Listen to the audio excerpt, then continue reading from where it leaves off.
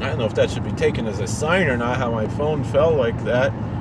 But we're not supposed to take signs and omens like that. We're supposed to generally just have faith in God. And I still want to say these words that might not be pleasing to a lot of Jews, my fellow Orthodox Jews, but I want to explain. Maybe I'm too mired in my love for America, and also maybe I'm too classically liberal. But again, I'll preface this by saying that I'm fasting today, Shavasar B'Tammuz, and it's a long fast day, and so I'm saying crazy stuff right now. But it's kind of, you get a little drunk on the fast. It's a little bit of Nichnas Yain Yotzei Seit thing. But I was thinking about this today because I listened to Glenn Beck this morning, where he was talking about two stories. One that he admired how the Catholic lay people and Catholic clergy in St. Louis gathered around the statue of St. Louis to protect it from the attackers. And then he told another story how a priest was just simply telling the truth about the Black Lives Matter movement. The words are true. Black lives do matter, of course. All lives matter. But the movement is a Marxist, socialist, communist movement that's just stirring the pot. And this one priest said, the Black Lives Matter movement are wolves in wolves' clothing. And he lost his position in the diocese, was suspended for that. And I'll say it as a rabbi, I agree with this priest. He's telling the truth, and he shouldn't have lost his position on that account.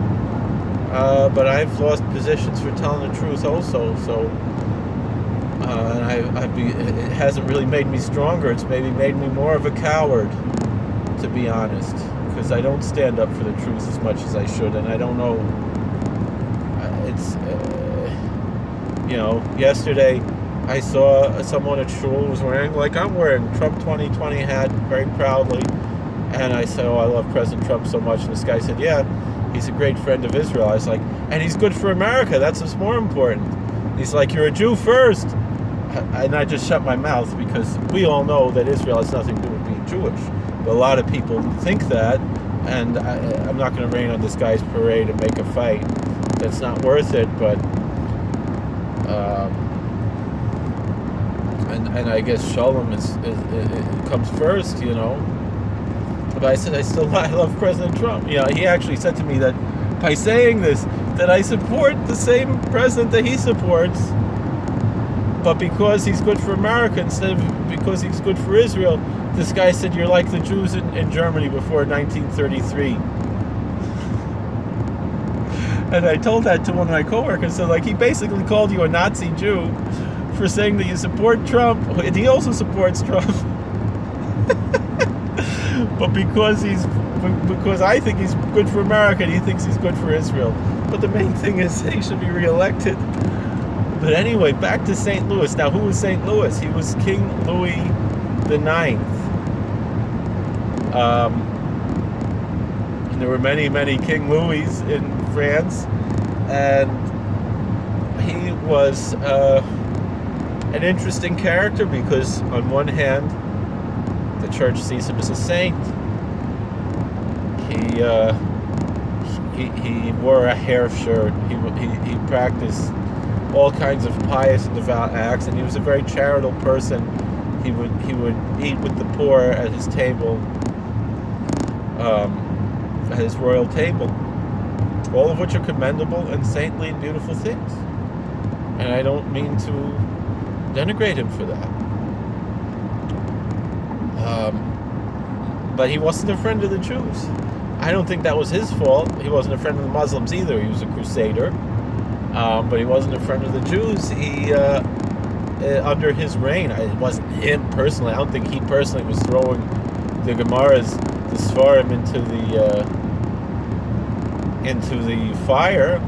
But the story goes that there was a dispute because he had no idea. His assumption was the Jews are the people of the Old Testament. That's what he assumed.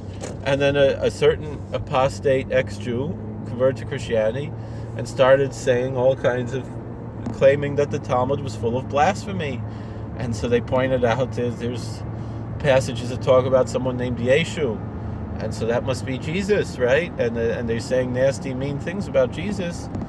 And the rabbis, including Rabbi Chil of Paris and other Paris and other tzaddikim, they stood up and said, "Wait a second! Not everybody named Louis is the king. We're talking about somebody else with the same name." And also, another major point is that the Talmud is not dogmatic,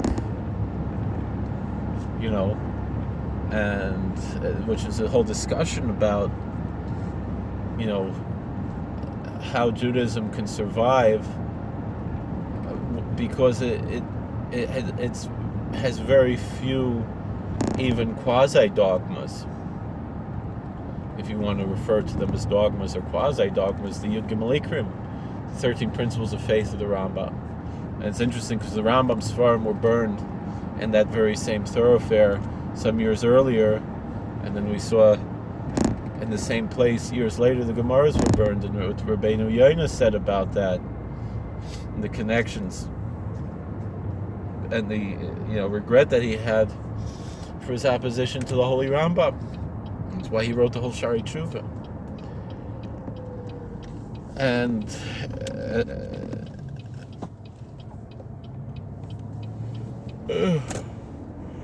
anyway, I'm very proud of the Catholics in St. Louis for standing up for their saint, even though he was not a friend of ours. I don't think it was his fault. It was Nicholas Donan's fault, the apostate ex-Jew. And like I was about to say in the video, it's this apostate ex-Jews who make all the problems in the world, and especially for us. And usually anything that we call quote-unquote anti-Semitic, it's because these apostates are stirring the pot, for the most part, and turning people against us. And part of that was because Nicholas Donan had some influence by the Karaites as well. And so he was just trying to defeat our Torah Shebaal Peh, our Talmud. So he made this whole disputation, and it led to our Sfarim being burned. And so on Louis IX's watch. So do we have to blame Louis IX for that? I don't know. I think we have to blame Nicholas Donan more. But he's not our saint, and so it's not my business. But what are they going to change the name to? Because they're talking about even changing the name of the city. What are they going to change it to? Obamagrad? Sandersgrad? That's what it's. Like they changed St. Petersburg to Leningrad, right? Or they want to take away the names of saints off of any Soviet city, and so they became Leningrad and Stalingrad.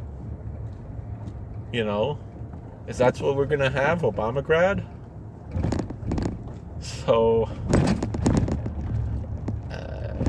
let St. Louis stay St. Louis. What little I read about him on Wikipedia, he sounded like King David. How are the Moabites gonna see King David?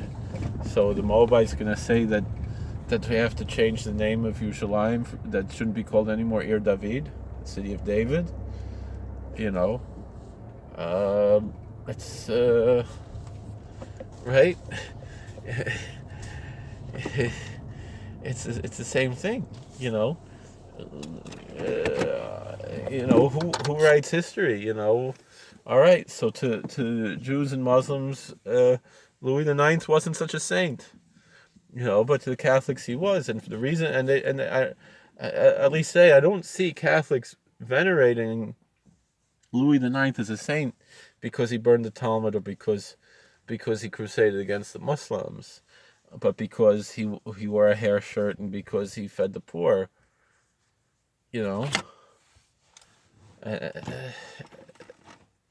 and Even saints aren't perfect, right?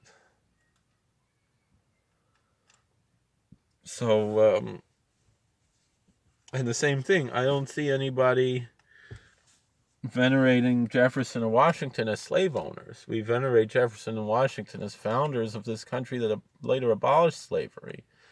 And Glenn Beck brought up a first draft of the Declaration of Independence that blamed King George for keeping slavery, and it was 2 states, not the whole South, that said they didn't want that in the Declaration, and because the Declaration had to be unanimously applied in order for it to be accepted, it had to be unanimous, or else King George would get in and stir the pot with those 2 states, and he'd have he'd have a colony next to the states that he could wage war from, and like we saw even Canada in the World War of 1812.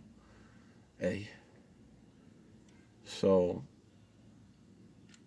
I don't think they should get rid of the name St. Louis. I don't think they should get rid of the statue of St. Louis. They should do whatever they're doing, and they shouldn't get rid of statues of Columbus or anything else. They should get rid of statues of Confederate generals and stuff. Those guys were, first of all, they're all Democrats, but they were traitors to this country, and they don't deserve to be celebrated. But if they're removed, it should be done in a legal and ethical way, not by hooligans and vigilantes. And the same thing, I think any military base that's named for a Confederate should be removed. And also for any 20th century racist. How many places are named for Senator Byrd? How many places are named for Woodrow Wilson? All these racists who don't deserve our respect, meaning Woodrow Wilson's ideology was regressive for his time. Even though he called himself a progressive, and 99% of what the liberal progressives today, who are really regressives, spout and espouse, was all started by Woodrow Wilson. If there would have not been a Woodrow Wilson, we wouldn't have had a Barack Obama. So that's the story. So I guess I'll see you in Obamagrad, Missouri. You'll show me that in the Show Me State, right? That's what they're going to call it. Obamagrad, right? Bidengrad. Bernie Sanders, Bernie grad. That's the Soros grad. What are they going to do? What is wrong with these people? What do they want to do?